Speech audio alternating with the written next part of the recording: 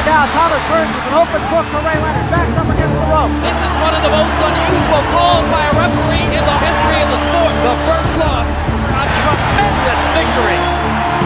Leonard fighting off the ropes. It happened. It happened. An uppercut by Douglas. Down goes Tyson. Thompson, right hand shot. Excellent. Knocks out by Tyson. Slumps to the canvas. The champion struggles to stay on his feet. How do you like it? How do you like it?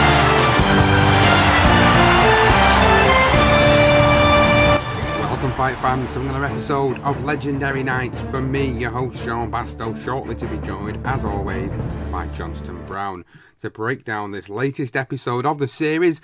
And it's been picked by me this time. We've done lots of votes over the past 20 weeks or so, and this time I've decided, why not, let's pick one ourselves as the host. Let's go for one that we haven't even really considered or thought about or the significance of. And this week we came up with Joe Louis versus Max Schmeling, the tale of both of them fights. But before we get into this episode, of course, I want you to go and follow us on social media at BTR Boxing Pod on Twitter and BTR Boxing Podcast on Facebook. And if you've not already subscribed to the podcast, you can do so by checking us out on Apple Podcasts or Podbean or Stitcher, Spreaker, Player FM, Spotify, any good available podcasting app. We are on there. Go and find us, search BTR Boxing Podcast, and you'll find the feed. So, this has been picked by myself. It's a fight that I really wanted to talk about for a while, more so the historical significance of what this fight meant. So this is the tale of Joe Louis versus Max Schmeling. It's more than a sporting occasion.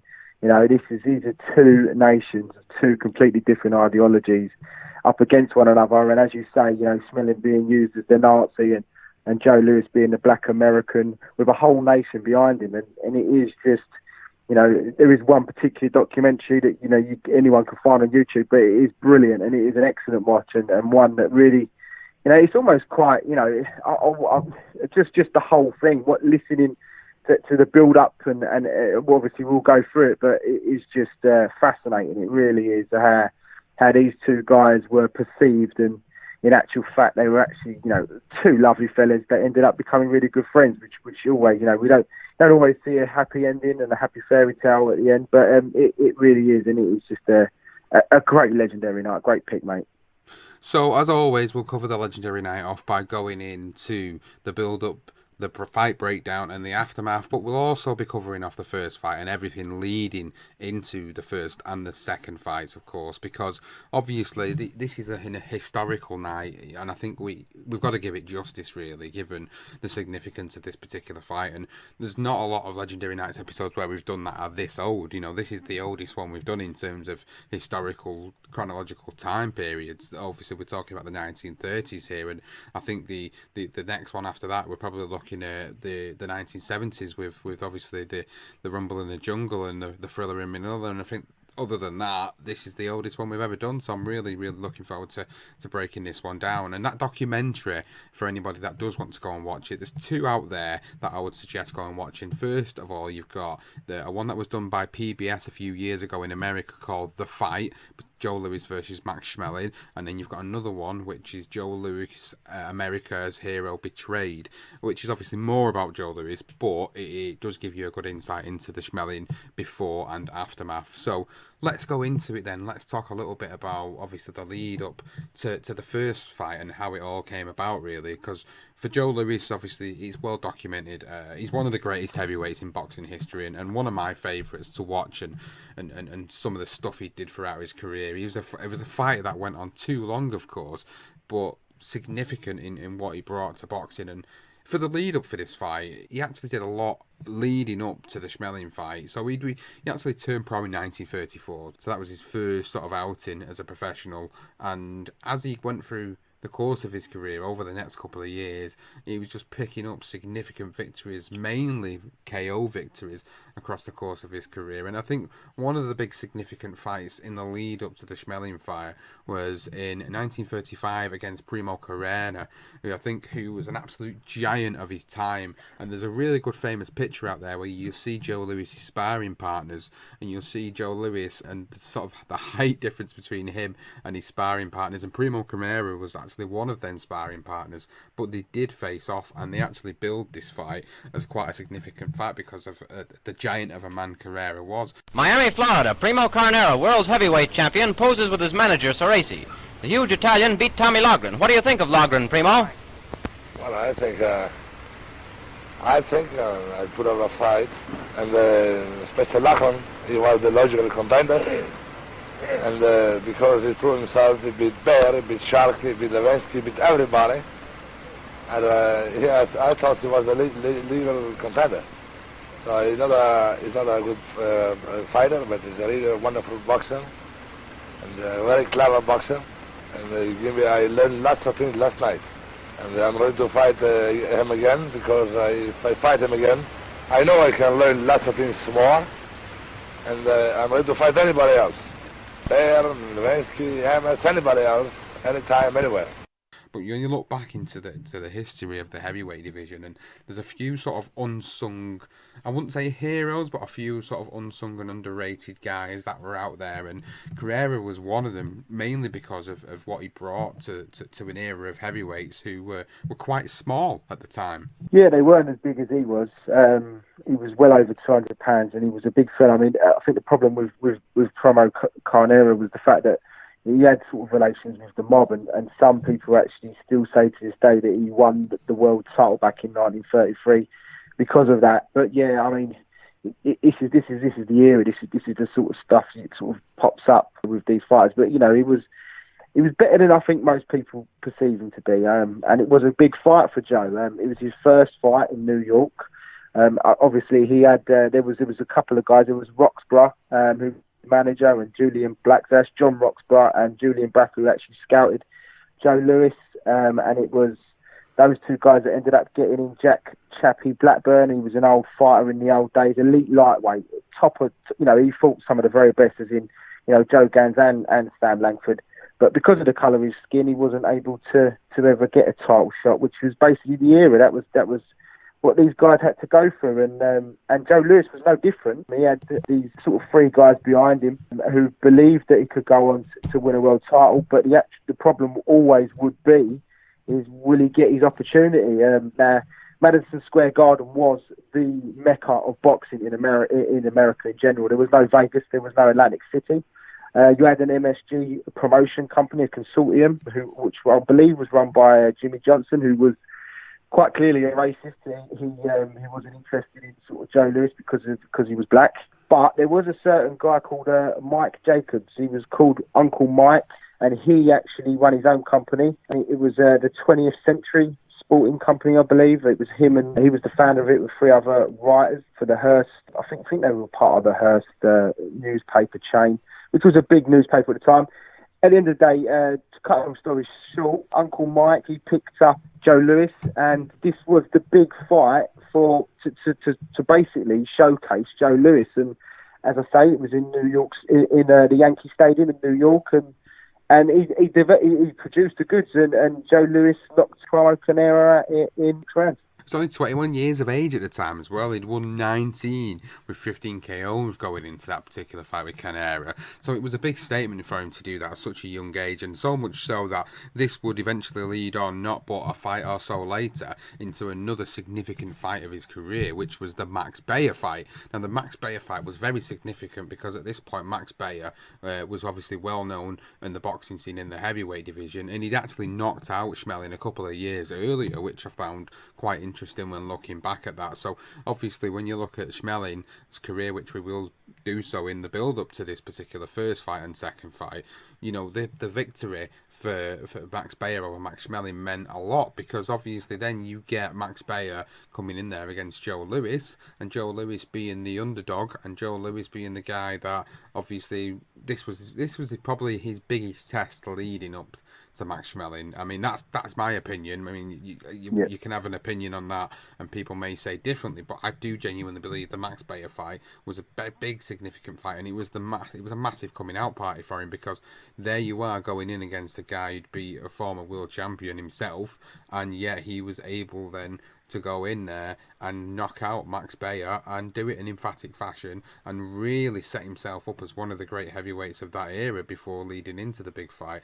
And for me, it was one of the most significant fights in boxing history, not just in boxing in general, but in boxing history. People look back on Joe Louis's career and they think about some of the notable names he fought in his prime. We've got to remember, when he fought Max Bayer, again, he was only 21 years of age. At this point, he'd had 21 fights with 17 knockouts, and yet he went in there and stopped him within 4 rounds. And I'm with you. I mean, you look at sort of the 21 fights before that. Obviously, the Primo Carnera fight is the one, but he was set up to be beaten. Joe Louis was, as you say, still a baby, and the Max Baer fight was a huge win for him. And to do it in 4 rounds as emphatically as he did was brilliant. And I mean, even I've got a quote from Blackburn, and he did say to Louis that the one thing he needs is you need to make sure your right hand is the referee.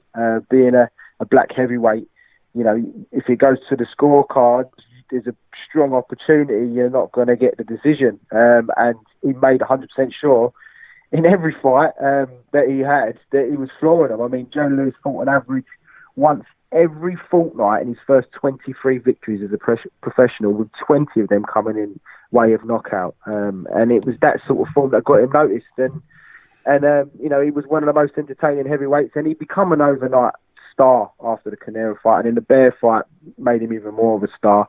Obviously, and we was leading into the first Max Schmeling fight with, he got 2 victories, again 2 KO victories against a couple of guys that they were decent fights, nothing of note really. Cut the layups in hope that for the Max Schmeling fight, who they also thought was going to be a bit of a layup, because obviously the champion at the time was Cinderella Man himself, James J. Broderick. Before we go into this particular first fight, I think we need to sort of set a bit of context to the scene of the things that were going on at the time around the United States and the world, really. I think Jack Johnson, the original heavyweight, the first African-American to win the world heavyweight title in boxing history. This was a man that was the complete opposite of what Joe Louis was pictured out to be. It was like what Jack Johnson had done throughout his career inside and outside of the ring led a lot of people to say, right, if we're going to have anybody who's ever going to be a black heavyweight champion again, they're going to go completely against the grain of what Jack Johnson was, and they're basically going to be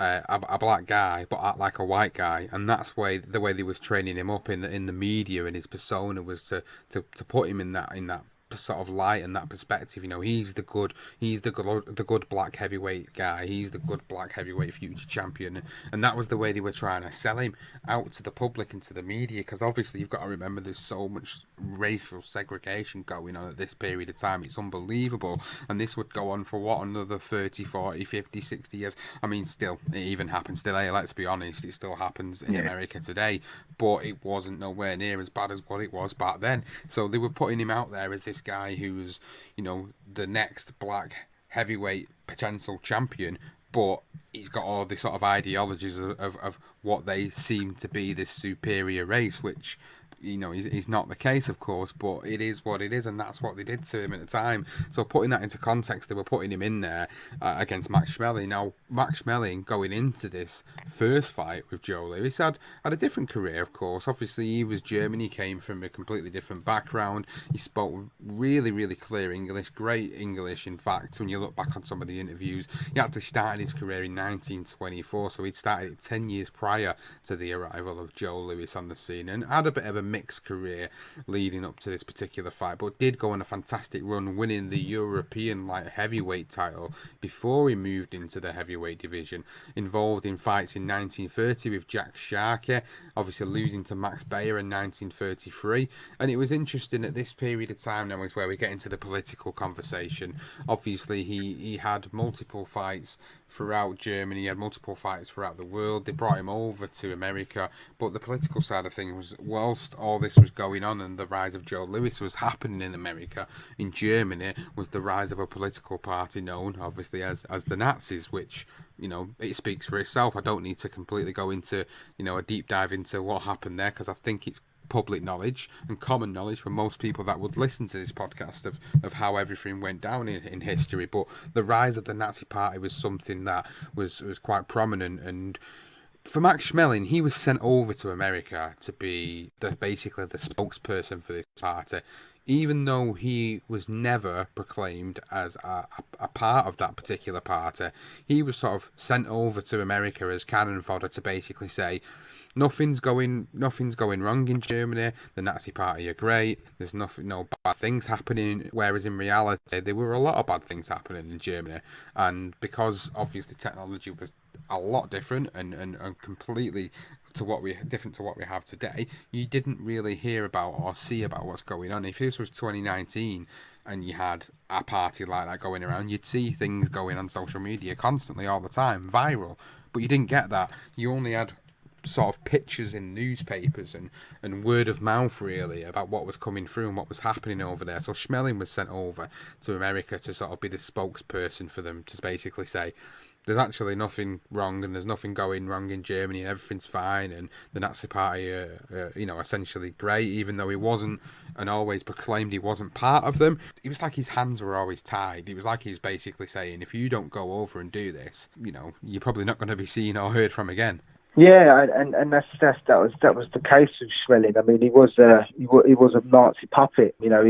He fought his way. I mean, originally, he became a star in Berlin when he sort of fought his way, as you say, to the European title. And Berlin at the time, sort of in the 20s, sort of late 20s, it wasn't a place. It was an exhilarating place. It was a place where you wouldn't think Berlin would have been sort of where it ended up, how it ended up becoming. It was, he was a bit of a he's a bit of a star out there and in Germany as a whole before he moved over to America. And when he moved over to America, obviously, he got himself a new promoter in Joe Jacobs, who's actually had a Jewish heritage as well. So, obviously, as you say, he did fight for the world title when he won it in the famous low blow fight.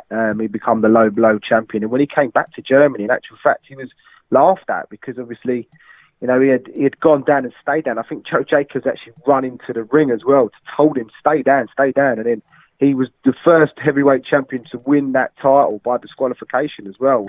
In his last fight 11 months ago, Max took a 15-round decision from tough Paulino Escudon in New York City. Sharkey to the right of your screen. Jack Sharkey against the deadly right-hand counterpuncher, Max Schmeling. Now watch as Schmeling moves in on Sharkey against the ropes. Sharkey attempts to counter with a powerful left to the body. The punch is low, and Schmeling goes down like a tree. Schmeling is claiming foul. His handlers help Max to his corner. The referee is confused. No one seems to know what happened. Sharkey goes over to see if Schmeling is all right. Schmeling's cornermen keep shouting that their man wins it on a foul. So yeah, he came back with many sort of discrediting the win really. And obviously he ended up going back and getting a rematch. He got beat, but it was controversial. When he got beat, he came back to a hero's welcome. They had a parade and, the Nazi party jumped on that. And they, it's a controversial decision. And they enjoyed the fact that, it's a way of them using him from this point. And he was a star. So, as you say, he was used. I mean, he was summoned before he went back to America, he was actually summoned to Hitler. And Hitler said to him, if anyone asks anything about in terms of how what Germany are doing in terms of with the Jewish community, and as you say, you don't need to go too much into what they were doing, but he was told to tell the American press when he arrived, and literally the moment he arrived there off the boat, they were on him and they were saying to him, is this true? And he completely said, no, it's not. And that was one thing Hitler said to him. He said to him, do say that, and also, actual fact, he did say that if there's anything you ever need me for, I'll help you out with that. So I think with Schmeling, though, he wasn't, as you say, he wasn't associated with the Nazi Party. He didn't believe in the ideologies of it, but he did like to mingle with the rich and powerful. And that was from the point when he was in Berlin before he was shipped out to America. He enjoyed that, and he was able to adapt into any sort of social circles. He had that ability to do that, and as you say, he was a puppet for it. I mean, the Max Baer fight was the one where he was actually, for the first time when he fought in America, he was booed because obviously Max Baer he wasn't, although he didn't preach the Jewish way in terms of the religion, his father was Jewish and he wore a star on his shorts, so it was a big racial thing in terms of the Jewish against the Nazi American, and he got bashed up that night.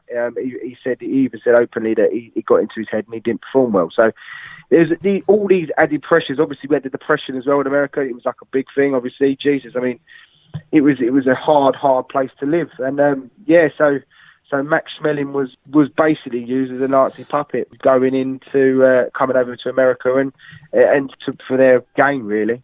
It certainly was, and in the lead up to this particular fight with Joe Louis, he'd obviously been seeing what Louis was doing in the ring. He'd seen what actions he was taking. You were seeing how he was getting through his fights, and the one big thing that they asked him about in the announcements of this fight taking place and the interviews to promote this particular fight, the first fight between Louis and Schmeling, was the fact that reporters had said to him, what have you seen in Joe Louis that you think you can exploit? And there he's basically saying, I have seen things, but I ain't gonna tell. And it's like he was very confident that there was something there in Louis's defence that they'd seen that was flawed, and that they were going to be able to exploit going into that first particular fight.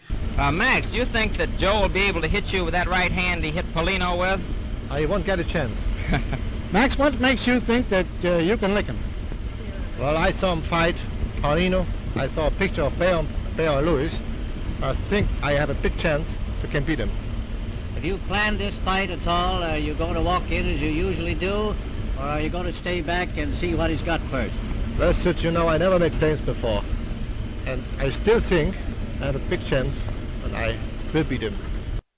And I think at this point in time, obviously Louis is on this, fantastic run and seemingly the unbeatable champion, seemingly the unbeatable fighter at this point, and potentially going to be going on to become the world heavyweight champion. This fight was basically being made so that the winner would go on to fight Jim Braddock, obviously the Cinderella Man, for the world title. He held the world title at that time, so this was like the number one contendership going into it. So this was a huge fight from that perspective as well. So obviously going into the Joe Louis fight, of course, Schmeling had this sort of confidence about them that they could go in there and do something. And you look at the period of time that we're in, Schmeling's 30, he's had a bit of a mixed career, but he's been on a good run as of recently. So they've put him in with the opportunity to do it. He'd been in 48 wins, 7 losses and 4 draws at this point in time before he got in the ring with Louis, whereas Louis was 24 with no losses and 20 KOs in his record at the age of 22. So everything on paper points to a Joe Louis win. But the fight itself was a tale of something completely different. Joe Louis starts out as you would expect him to start out in this fight, aggressive, getting them punches off, throwing them punches and sort of working his way in as always with the jab, until a right hand landed from Max Schmeling. Here in round 4, Schmeling, who previously had stated that he saw a weakness in the defense of the Brown Bomber, shoots a tremendous straight right hand to the jaw, and with a flurry of punches sends Louis down for the first time in his professional career. Everyone knew there was power in the right hand of Schmeling, but no one believed that he could land it on the target. Yes, and it did, and as you say, that he didn't openly inform anybody what his game plan was. But what he did see in one of Lewis's fights, I believe it may have even been the Max Baer fight, where Lewis would sort of throw a left jab, but rather than sort of tuck it into the chin, he would leave it exposed a bit. And one thing about Max Schmeling is he was a counter puncher. He would hold his left hand out to try and feel his way, and then he would look to throw the right. I mean, one thing we will always notice if anyone watches old boxing in the old black and white days is the lateral movement isn't as good as what it is today. Saying that, these guys are chins. That's one thing I will say. They were getting smashed in the face constantly. It was like you talk about the phone booth, Sean, all the time. You like that saying, didn't you? And many fights in this era were like in a phone booth. And what Max Schmeling did see was an opening, and he just waited for Lewis to pull back that left hand, and he'd counter with a right. And that fourth round, he countered him with a big right. It stunned Lewis to the core. He's literally sort of backed off, clearly hurt on them rubbery legs, and Schmeling just went for the kill. He's throwing left and right bombs. To Lewis's credit, he sort of steadied himself, but then it was another solid right in the end.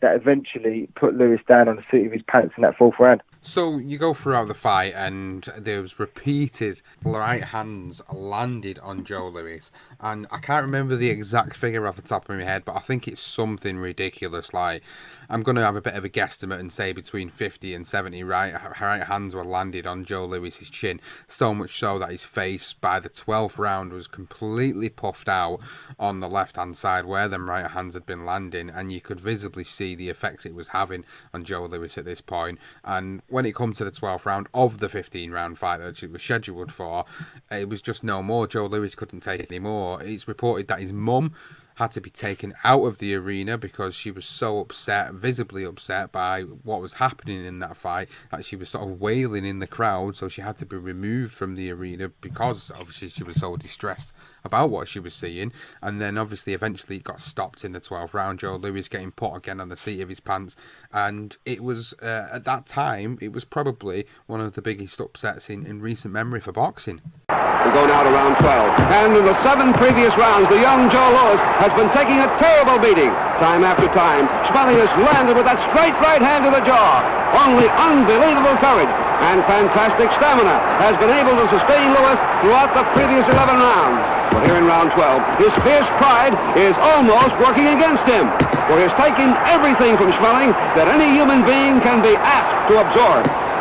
Here in the late seconds of round 12, with tremendous right-hand punches to the jaw, Schmeling finally knocks out the young Joe Louis. It really was, because obviously, you know, Max Schmeling went into it. He came in as the guy that was going to. It was a layup fight for the James J. Broderick fight for Joe Louis to finally become the first, would potentially become the first black champion since Jack Johnson, sort of 2 decades before. So, you know, it was a massive shock, and he was a complete underdog, Max Schmeling, and obviously he used the game plan masterfully, and as you say, easily 60-70, and that is an exaggeration, and to be fair, that's credit to Lewis that he took him. The one thing, the actual fight, that all the rounds are on YouTube, and I did sit down and watch it, and I must say, like, you know, Lewis obviously was, you know, he upset the rhythm. He was young and he looked bewildered by what Schmeling was doing.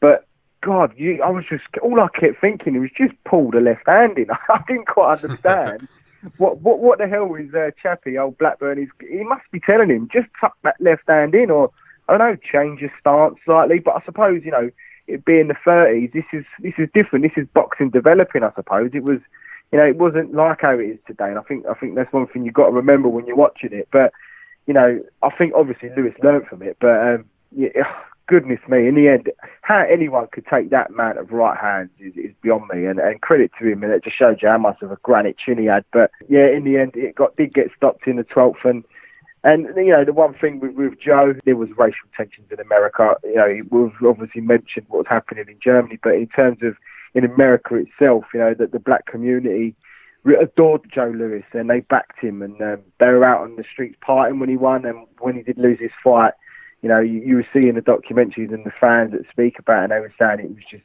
nothing, you know, it was just dead. Everybody was just deflated, and they couldn't believe what they had just seen. In 1936, there's no question that my father was more concerned about the golf course than training for Max Schmeling. His trainer, Jack Blackburn, said that the muscles that he was using for golf are the wrong muscles for boxing. And he just didn't mentally prepare for it, because I'm quite certain that he felt that Max was 8 years older, not as strong, didn't have the endurance, and the fact of the matter is Max had the greater will. And as a result, in boxing, if you have the greater will, you can win. Yeah, it really did. It hurt Joe, it hurt his fans. Yeah, it was just a shocking upset, and it actually got Fight of the Year, I believe, in 1936 by Ring Magazine. And yeah, Max Schmeling went back to Germany as an absolute hero. What were your reactions in the first 3 rounds of that fight? After the second round, I was very sure I had in my hand. Well, that's fine. Did you at any time feel that Lewis was a very dangerous fighter? Oh yes, he was dangerous during the whole fight. Which of the punches that he landed did you consider the most dangerous? Well, he's a very good left-hander, and he used a very powerful right. Max, what was the punch with which you knocked out Joe Louis? You want me to show you? Yes, try it. Oh boy, that's great. ask you, what do you think of Jimmy Braddock as an opponent? Jimmy is a very fine gentleman and a great fighter. Admire him very much. He certainly did go back to Germany as an absolute hero, and so much so that there's a point where I watched it on the documentary, and I can't remember off the top of my head which fight it was, but there's a point where he does return to Germany and he competes in a fight in Germany where literally he goes in, gets the victory, and at the end of the fight you've got the whole arena who are Nazi supporters all doing the Nazi salute. And what was more bewildering was that his manager, who obviously had Jewish descent or was of Jewish heritage, actually was stood in the middle of the ring doing the Nazi sign as well, which I found absolutely ridiculous. Obviously he weren't to know what was going to happen, and persecution of the sort of Jewish people as well was going to happen, you know, ever so shortly after this period of time. But it was just unbelievable to sit back and watch that and think to yourself, God, if he only knew what was going to happen over the course of the next couple of years, I'm pretty sure he wouldn't have been doing that. But to see that guy doing that in the middle of the ring after one of the Max Schmeling fights, I couldn't believe it. I honestly sat there and I thought, wow, that's unbelievable. It really was, really shocking. I mean, it was in front of the biggest audience. It was 26,000, and standing actually with a cigar in his hand on the salute hand as well, which apparently was the Nazis weren't best pleased with that. So he basically, with that one moment that he decided to join in with what they were doing, he ended up getting it from the Nazis and also getting it from the Jewish community in America. So he was literally plastered across every paper. He ended up coming over to America as well, and he got crucified for it. And obviously, you know, this was sort of 1933 or 32, and you know, although you know, rumours were surfacing what Hitler was doing. You know, I think the only thing he had done was walk straight through Austria and taken over. But other than that, I don't think you know, no one quite understood what that sign was and what it meant. So you know, with how awful that salute is, it is actually quite funny that a Jewish guy's in there doing it, and it sort of does stick one finger up at them Nazi bastards, isn't it, really? Yeah, it's a bit of a crazy story, really, when you think about it. Yeah. Like I say, I think it's one of them things where you wouldn't have known what was going to happen in the following years to come, you know, given what he just probably seen it as this political party where they were basically trying to take over the sort of Germany, but they didn't realise what they were going to go on eventually to do. And I bet in a couple of years down the line, I bet he certainly regretted that moment, not just for that particular reason, but for obviously the everlasting effects that you know, what that's led to and what that's sort of created in history. But going back onto the boxing side of things, the victory for Max Schmeling meant that he was to fight for the world heavyweight title against Jim Braddock at this point. But, and again, in a strange turn of events, that wasn't going to turn out to be the case. Obviously, there was a couple, both Joe Louis and Max Schmeling did have a few more fights before they eventually got in for the rematch. But the Jim Braddock fight for Joe Louis was a weird one. Yeah, so originally, obviously, with Louis losing the title, losing the chance to fight for the title, which chances were he was going to, you know, he would have beaten James J. Broderick. That's basically the perception. So Joe Louis obviously was in the papers. I mean, we talk about social media today and how bad it is. I'm telling you now, you read some of them awful press write-ups. They were fucking ruthless with to Joe Louis and some of the stuff they were putting out there. You know, just on the lighter side, they were basically calling him a fabricated champion. He was a myth. You know, all these people that followed him, he wasn't as great as what people felt. But in the end, obviously, Schmeling did sign a contract. He'd come back as champion. He'd come back. They actually held the actual fights in cinemas in Germany for him to watch. But before the fight, they didn't give him a flipping chance. They barely put anything in the newspaper. So it was quite ironic, you know, how they staged it and the propaganda that was used behind Schmeling. But you know, he signed a contract. There was actually video footage and proof that Schmeling sat there to sign a contract to fight Broderick. And it looked like it was going to happen. Broderick accepted it. But what happened was that Mike Jacobs, who was a very clever man, you know, he had a right to the MSG. He always had that venue as he wanted and as he pleased. Basically, not going to go too much into it, but it was all to do with the baby's milk money, a charity that the MSG got rid of because of the depression, and he took it on. So he always had the MSG if he needed it. he was a very astute guy, very clever, powerful, and he influenced those within his circle, whether it be, within the press and the American press, because he had contacts, and he was doing like little whispers out there to say that if Max Schmeling gets this fight against Bullock and he wins it, then Hitler will take that title and he will never give it back to us. So from the off, the press, you can imagine what the press was like. Everybody was dead against it. They didn't want Broderick to take the fight. And in the meantime, Mike Jacobs is on the blower. He's chatting to Broderick's team, and he's giving him all these different offers. He's turning it down. And in the end, he gives him an offer that basically Broderick just cannot refuse. And he says to him, he gives him a big purse, which was a substantial amount of money. I don't know what it was, but it was a substantial amount of money at the time. And you will also get 10% of Joe Lewis's future fight purses for the next 10 years. And straight away he signed the contract. And there you go. That was when the fight was made, and Joe Lewis was ready to fight for a world title and become the first black world champion since Jack Johnson. On the back of Braddock's head, but don't make any mistake, it wasn't far enough back to be out of line. It was right over the ears, I should say under the ears, and there Braddock came up with a right uppercut that missed. Lewis is back out of the way in time. Now Braddock's in the center of the ring, and Lewis gave him, Braddock is down.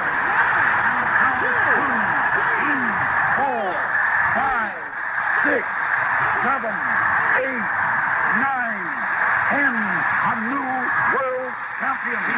Joe Lewis is the new world champion in the 8th round. Well, he certainly did do that. On the 22nd of June 1937, he went in there and stopped Jim Braddock in their bout to become the heavyweight champion. He stopped him in round number 8 and becoming the heavyweight champion. So that was significant because obviously basically swerved having to fight Max Schmeling due to the fact that you just explained there that the way things had been taken over and the way they was able to swerve it to a favourable position for them, and understandably so. They did it because there was reasons behind it. So Joe Lewis becomes heavyweight champion 22nd of June 1937. So before we get the Max Schmeling fight, we get victories over Tommy Farr, Nathan Mann and Harry Thomas, which leads into 1938. And again, politically at this time, things are becoming pretty grim in Germany. I think at this point, I could be wrong, and I think we were talking about it a little bit earlier, I'm pretty sure at this point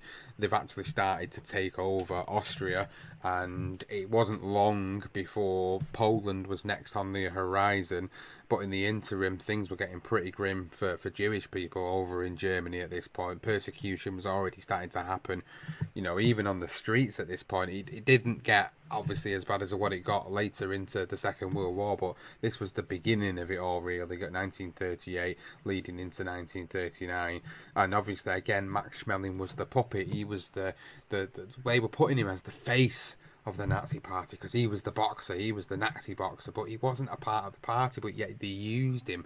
They totally used Max Schmeling for propaganda reasons, and it was so sad to sort of sit back and watch on how they used him at the time, and they didn't really put him in a very good position, because it was kind of like, look, you do what we're telling you to do, otherwise that's the end of you.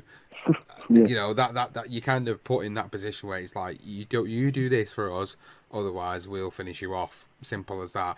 And they give him this sort of lavish lifestyle as a result of it, and I think it must have been very difficult for Schmeling at the time, because he could see that these things were going on in his country, but yet he couldn't sit there and say anything about it, or he kept silent about it because he didn't want to sort of admit that these things were going on, because that would have completely put him in a very, very difficult position, and God knows what would have happened to him at that period of time.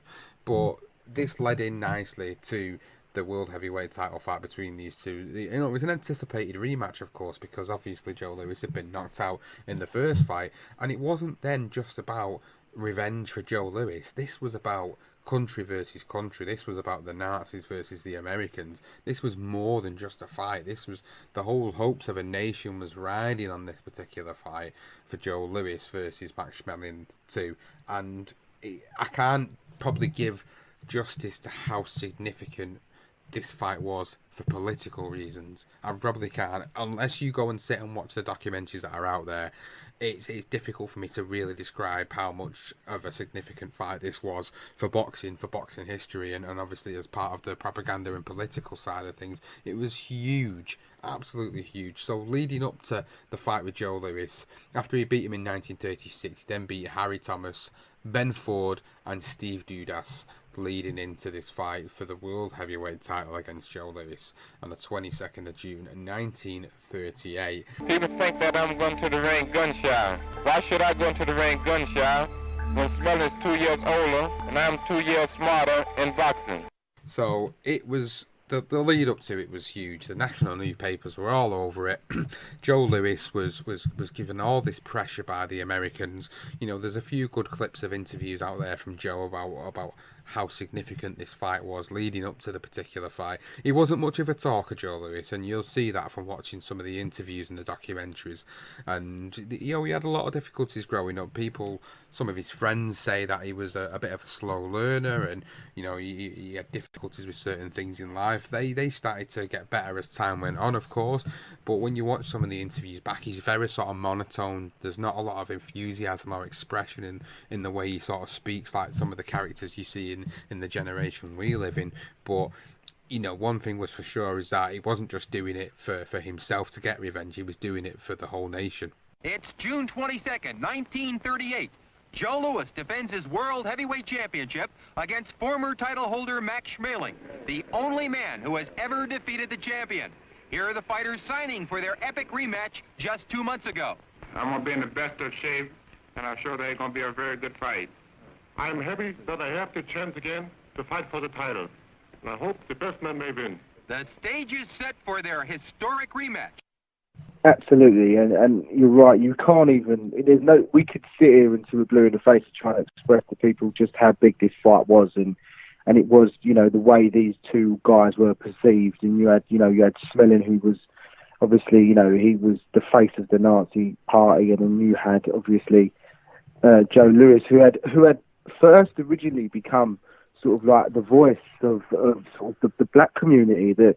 They were having difficult times themselves. You know, they weren't even able to vote. You know, they were segregated when they went into the army. It was, you know, the racial tensions were high. But what the second fight brought was, in actual fact, that it brought the whole nation. The whole nation sort of got behind Joe now because of what was happening in Germany. You know, I think even in the documentary they mentioned only the most die-hard racist would have gone with Schmeling if he was an American guy.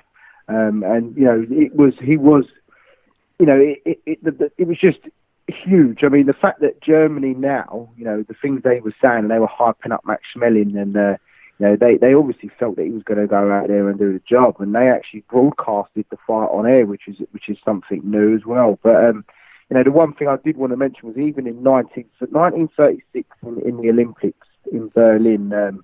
The Americans were actually going to pull out. They were going to boycott it because of what was happening in Germany. It was actually Max Schmeling that went over and spoke to the USOC and literally, on behalf of Germany, convinced them in a very narrow vote for the Americans to go. In actual fact, Jesse Owens went out and won 4 gold medals over there as well, who was a friend of Joe's. And you know, again with Joe, that if anything, he even said once that sort of. That made him feel good again, because he was so down, and sort of seeing a friend of his had become another star for the black Americans, it was huge for him, and it inspired him to want to make sure that he doesn't make the same mistakes. I mean, in training, he was in the first fight, he was playing golf more than actually training, because he thought he was just going to beat Schmeling. So, you know, he got himself tuned in for this fight, and he knew he had this whole nation behind him, and it was just the whole, you know, even the crowd in attendance and across, you know, everybody listened to it on their radios. I mean, the fans even saying how everyone was on their house or sitting on their doorstep with a radio, and everyone's tuned in. They're all in the bars, and people that don't drink and go to bars were there. You know, they were there in thousands to listen to this fight, and you know, that literally it was huge. It was probably the biggest fight since Jack Dempsey when he fought George Carpenter. Yeah. So yes, exactly, yeah, and. So yeah, it was massive, and this was, two nations against each other. And to be the craziness of it all was that you had these two guys, Joe Louis, as you say, this very kind and sort of quiet guy, and then you had Max Schmeling, who enjoyed sort of mingling with the powerful, but he was quite a nice, level-headed fella. So you had these two guys, and just the enormous amount of pressure that they must have felt going into that ring. The pressure you feel with just your fans in attendance, let alone two nations. And, he was almost fighting for America, and that was how the Americans see it. They see it as, this is Lewis going to try and prove that, the Germans can be beaten. And that was the motto, that was the idea, and that was what, that's what got him the extra fans. He was there, he wasn't just the black Americans, it was everyone, as I say, and it was the magnitude of this fight was so big. He certainly bloody did deliver on this particular one. Round number one. This was the one of the quickest world heavyweight title fights. I'm sure specifically there is one that's quicker than it, but it was very quick. Considering they went 12 rounds in the first bout, and considering he did a bit of a number on Joe in that first bout with that right hand, you would think maybe that the nerves would have been there, that the doubt would have been there, but it was just like all doubt had been erased from Joe's mind, and it was all about the nation on his shoulders, the weight of the world. The actual cartoon depiction of this particular fight was quite interesting to see. If you go back and look at the sort of the cartoon news clipping that's been put out there, it's basically a picture of the world, a big globe on the sort of shoulders of Joe Louis going in there against Max Schmeling, and that's how significant people perceived it as. The fact that there was people in bars constantly everywhere, listening to radios wherever they could listen to them. The streets of New York, the streets of America were absolutely dead as a doornail because everybody was there tuning in to the broadcast over the radio, because this was it. It was over the radio. They didn't have the actual live TV to watch it back there. And then remember, this is 1938, so it's a completely different period of time. So this was huge in terms of everybody needing to see what was going to happen in this particular fight, or in their case, listen to, and everybody being there in the first round. Joe Louis was able to capitalise on that first round immediately. He came out very similar to the way he did in the first Schmeling fight, but this time he came out with that undeniable confidence that he'd previously had before losing to Max Schmeling, ironically, and the way he went out there and did a number on Max Schmeling, stopping him in that first round. He dropped him, and then he got up Max Schmeling, and then he dropped him again, and then he got counted out, and that was the end of the fight in the first round. And it was the win that humanity at this point in time needed, not just the USA, but the world. The world needed this victory over Max Schmeling and over the Germans because of what was going on over in Germany at that point in time. Massive win, and one of the most, for me, underrated victories in boxing history. Again, a right to the body, a left hook, a right to the head, a left to the head, a right. Schmeling is going down. Body held to his feet, held to the rope, looked to his corner in helplessness, and Schmeling is down. Schmeling is down. The count is 4. And he's up, and Lewis, right and left to the head, a left to the jaw, a right to the head, and Donovan is watching carefully.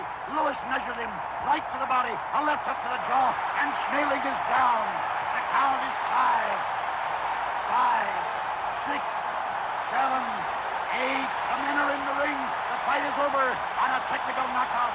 Max Schmeling is beaten in 1 round. Oh, absolutely. It really was. It was, the way Lewis, it was a beautiful victory. I mean, the way he finished him off. I mean, that body shot, people say that first knockdown, he hammers him with one and then he hammers him again, and it's literally right on the side. And they slow it right down. You actually see Schmeling literally yelping with pain, how much that affected him. And people actually sort of ringside saying he screamed like a girl. He was that big, that shot to the body. And to Schmeling's credit, he got back on his feet, and he did try to carry on. He even said, I got up too quickly. He got put down again the second time, and then he I think he rode it. I think it was after like a count of 3 or 4. He's back on his feet again, and then in the end, it was just he landed a big right to the head, and that put him down. And one thing that did make me laugh as well was that Schmeling's corner threw in the towel into the ring. The white towel lands on the ring, and the referee Arthur Donovan literally picks it up and lobs it, because he at the time in America, a white towel didn't mean nothing, so he picked it up and just thrown it back out of the ring, and he sort of just hung on the ropes. You could see on the footage it's Schmeling sort of on the floor, and then his corner come in, or I think it might be even one of the assistant referees or the counter came in to say, no, that it's finished, and then eventually he stopped the fight. But, you know, it was even a beautiful article saying how, like, the way that towel sort of slumped on the ropes and the way Schmeling was slumped in the ring, it was almost like, you know, a mirror image of each other. And, you know, it was just beautiful for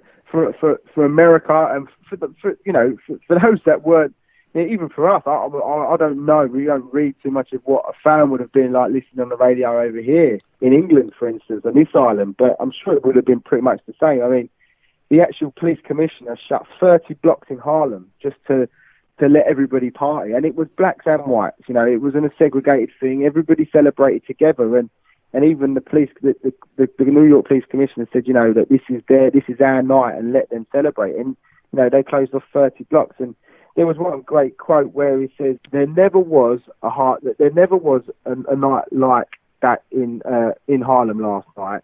Take a dozen Christmases, a score of New Year's Eve, a bush of July 4th, and maybe, yes, maybe, you get a faint glimpse of the idea. And they were literally out partying for hours. I mean, there was a guy talking about, he got so drunk, he'd never been so drunk before he walked into the women's toilets. It was just, you know, it was get the feeling of just the joy that the whole nation felt. You know, as I say, it's able to be expressed more in a documentary when you watch it. But, an absolutely great night for Joe, and it basically made him a superstar in America, and the best heavyweight boxer at that time, and has got on to become one of the greatest ever. For the first time, blacks and whites, even in the Deep South, had rooted with all their hearts for the same guy.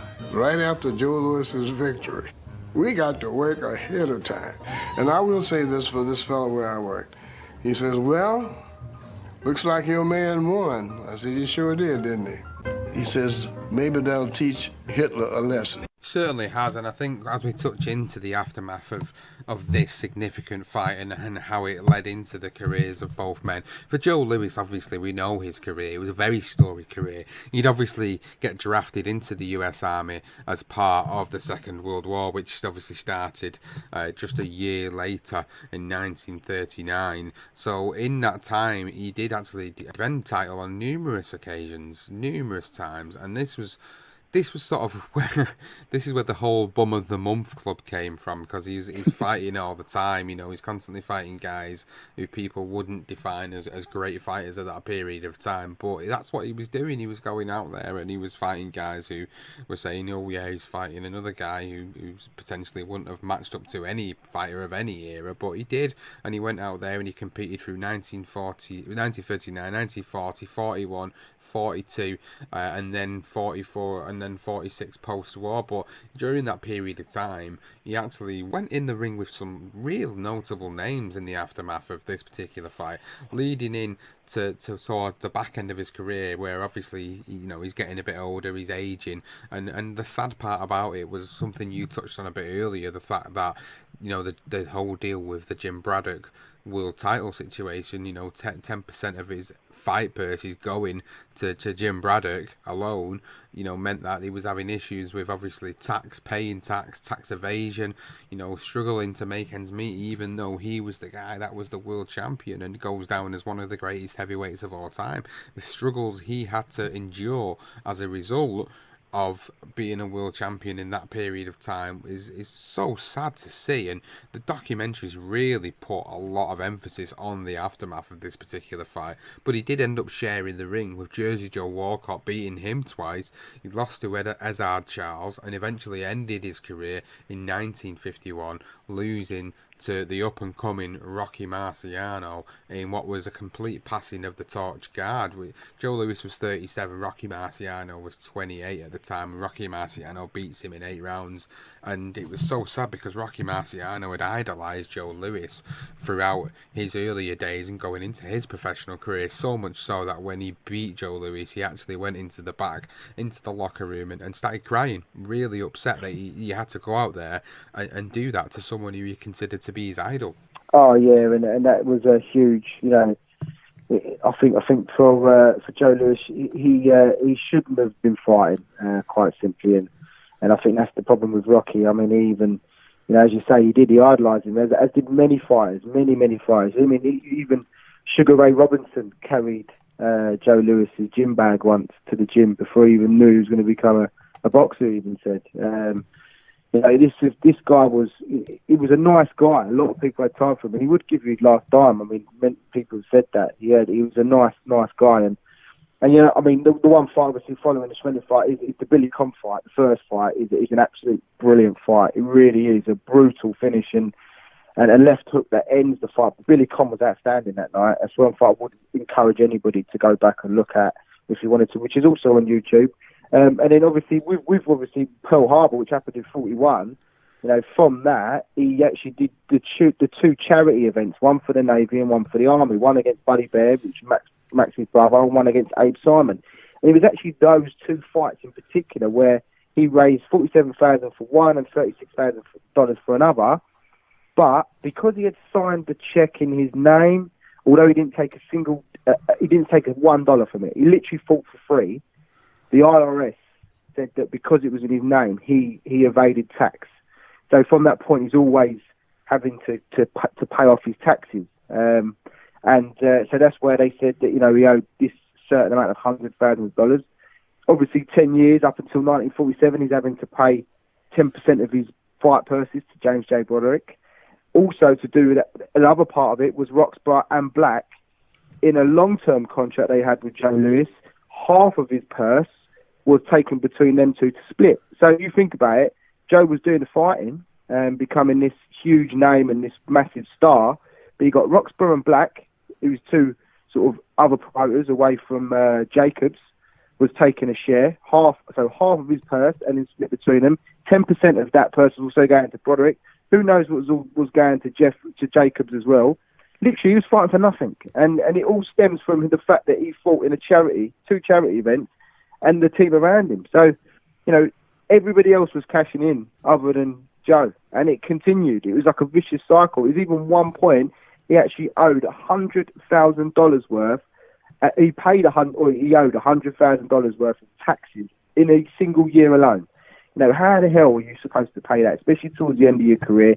And he just had to continue to fight. And it's sad. It really is, considering he went to, even the Americans used him as a symbol to get black Americans involved in World War II. So, he was used by America, and yet they just continued to take from him. He had to even fight, he went into wrestling, to get some extra money, and from that he ended up getting I think it was something to do with the heart muscles that sort of messed him up basically. He was able to continue fighting. So, it was terrible the way he was treated, considering how much of a great he was. Yeah, and then you got to look at the contrasting scenario for Max Schmeling after this. Obviously, he would go back to Germany with his tail between his legs, and a whole nation who absolutely hated the fact that he'd lost Joe Louis. Not only the fact was Joe Louis an American, he was black. And that was significant. This was an era of time where segregation was already difficult as it was. But then when you had a particular, government sort of political party who were the most racist mofos on the planet, this is what you don't need. You don't need to come home and be the brunt of all that frustration and that anger from the Germans, because obviously the majority of Germany had been convinced by the Nazi Party that they were the superior race, they were the superior to everybody in the world. So for him to then have to go home with his tail between his legs, it wasn't a great end for him really, because obviously he would then go back, he would actually win the European heavyweight title in 1939, but then wouldn't fight again until 1947 and 48. He picked up 3 victories out of 5 fights between 47 and 48 and retired in 1948. But I think significantly for him and for Joe Louis, they both suffered these injustices in their own career in different ways, really. One was used and abused by his own country for various reasons and lost all this sort of financial gain that he'd made going into the ring, and the other was used for political propaganda and then totally discarded and thrown to one side once they'd used and abused what they needed from him. And what was really, really nice to know, watching these documentaries and looking back on the significance of this particular fight is, whilst these two would seemingly be the biggest enemies and in such a significant fight in boxing history, they turned out to be the best of friends. When they did a This Is Your Life in 1960 with Joe Louis, they brought Max Schmeling out, and they'd not seen each other since the fight. They'd not seen each other for 20 years, maybe a little bit more. I think it was 25 years or something like that. And the sort of respect and the love they had between them was unbelievable. And just other little points, like obviously eventually Joe Louis would go on to pass away in, I think it was 1980 or 1981 he passed away. It was actually Max Schmeling who paid for the cost of the funeral of Joe Louis, because Joe Louis was that skint and had no money because of everything we've just been speaking about, that Max Schmeling actually went out of his way to do that for him because of the love and respect they had for each other.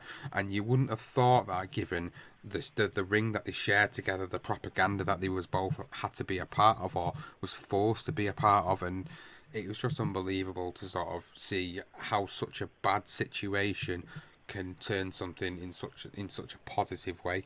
It really was lovely to hear that, and I suppose for them, I mean, the only time they ever met each other was in the ring, and then two decades later, they're meeting on the This Is Your Life show for Joe Louis, and he actually ended up. He ended up becoming quite successful, Max. When obviously coming back from that second fight, he came back to nothing. No one was there. No one was there to help him or to congratulate him on anything. He literally just had to go back to not being this star anymore and just sort of go into become a normal life. And he ended up, I think it was the Coca-Cola in Germany. I think that was the business he owned or he ran or he managed. Yeah, he ended up becoming really successful from it and earning a good few bob. And so he had himself. He lived a nice life. And there was even where he wasn't sort of in the limelight and under public scrutiny and sort of the Nazi Party just leaving him be after that. Although he did have to fight for Nazi Germany, I believe, for a couple of years. But he was he was able to adapt. He ended up. There was actually a story where he actually saved two young Jewish boys as well. He sheltered them in his property from the Nazi soldiers that were trying to find them, and he saved their lives. And there was one of the guys was still alive, and again, we keep talking about his documentary, but he's actually on there, and he's just saying how much he just, if it wasn't for Max Schmeling, he would be dead. And, not even God could have saved him, type of thing, Max did. So, and he was, he was adored. And he was, to be fair, he was successful. And then, as you say, he had this next part of his life where he didn't meet Joe. And Joe was obviously, he started to become addicted to cocaine and alcohol as well, and gambling. He was having real problems, Joe, and he was struggling badly with just trying to get a job. And every time we did get any sort of public, we know when they go to a public event, and they'll sort of do speeches and talk to people, and the IRS were there taking his money again. He couldn't. Every time he had any earnings, it was taken from him. And then it wasn't until it was Caesar's Palace that for Joe that he actually become an attraction sort of thing, where people would come and see him, and he would show people around, and that was how he ended up living sort of out of his, not the rest of his life, but he was able to earn a bit of money from it. And and they become, as you say, and Schmeling ended up paying for his funeral because he still didn't have a pot to piss in. So, it's crazy, isn't it, really, how it all went. I mean, there was one thing I did see which I thought was a great quote from Jimmy Cannon, who's a sports journalist, and he says, this is about Joe Louis, he said, he's a great credit to his race, the human race. And I think that basically puts in perspective exactly what Joe Louis was about. He was just a nice gentleman guy that was taking absolute liberties out of, and he died penniless, so it's a shame. But what a great fighter anyway, and what a great legendary night, Sean. It certainly was. I've really, really thoroughly enjoyed this. And the documentaries, as I said earlier at the start of the episode, to go and watch about this if you want to read or you want to hear a little bit more or watch a little bit more. The PBS The Fight, Lewis versus Schmeling, is one of them. It's there on YouTube to watch. You've also got Joe Louis, An American Hero Betrayed on there. There is a couple of smaller, shorter documentaries on there when you go onto YouTube to watch. But they're very, very good watches. They're really enjoyable watches. And, you know, whilst there's some horrible stuff that we've had to cover off in this and certain aspects of it that are prominent as part of this story, it is an enjoyable tale to watch of two guys that just had a complete respect for each other, going in there and giving it their all and giving us two historical nights in boxing history. And this is why I've picked it as a legendary night, because of the fact it was so significant for both men in their career. And, you know, when you think of Joe Louis, you think of Max Schmeling. That is as simple as that. And when you think of Max Schmeling, you think of Joe Louis. So these two names will always be interlinked to each other throughout the course of boxing and boxing history. So for me, it was an obvious legendary night that had not been covered for a period of time which was significant for the world, and I think this is why it was a great one to pick. So if you've enjoyed listening to this episode, of course you know what to do. Go and find us on social media, give us a follow and let us know what you think of it. If you're on Twitter, you can find us at BTR Boxing Pod. If you're on Facebook, it's BTR Boxing Podcast. And if you've not already subscribed to the podcast, you can do so by checking us out on Apple Podcasts, Podbean, Stitcher, Spreaker, Player FM or Spotify. Any good available podcasting app out there, you can search for BTR Boxing Podcast and we will come up on there to follow, subscribe, let us know. If you want to find more episodes of the Legendary Nights series, you can follow the feed and type in on the search bar Legendary Nights and you will find around 24 to 25 episodes of all different fights that have been voted for by the users of Twitter and BTR Boxing Podcasts page. Please go and let us know what you think about some of the other episodes. If you're listening to something from say 6 months ago, let us know what you think. We really do appreciate all the feedback and the comments that we get from all the episodes that we do. So this is the end of the episode. We really want to thank you for listening, and I hope you've enjoyed the tale of Joe Louis versus Max Schmeling. And right now, Thomas Hearns is an open book for Ray Leonard. Backs up against the ropes. This is one of the most unusual calls by a referee in the history of the